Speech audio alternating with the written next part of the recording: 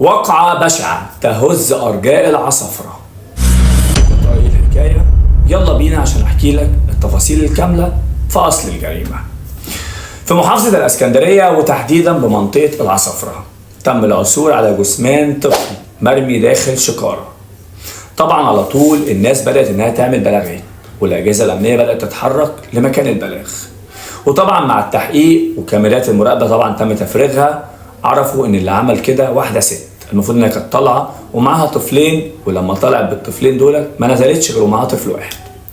وفي ناس بتقول طبعا يعني انا يعني مش متاكد من معلومه، في ناس بتقول ان هم تم القبض عليها بعد ما شافتها حد يعني شافها من الجيران انها بتنقل الجثمان بتاع الطفل دوت من مكان لمكان، فعشان كده شافتها وصرخت فالناس اتلمت.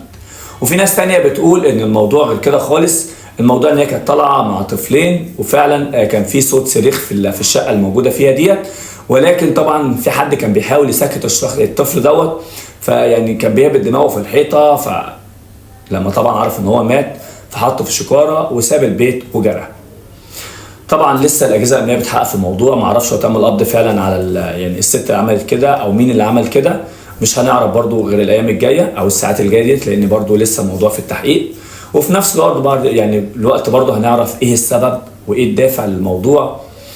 فطبعا ربنا يرحم الطفل ويصبر اهله على فراقه وربنا يرجع له حقه. والموضوع دوت على فكره لسه حاصل امبارح، عشان خاطر بس كده انا لسه ما جمعتش معلومات كامله. سلام.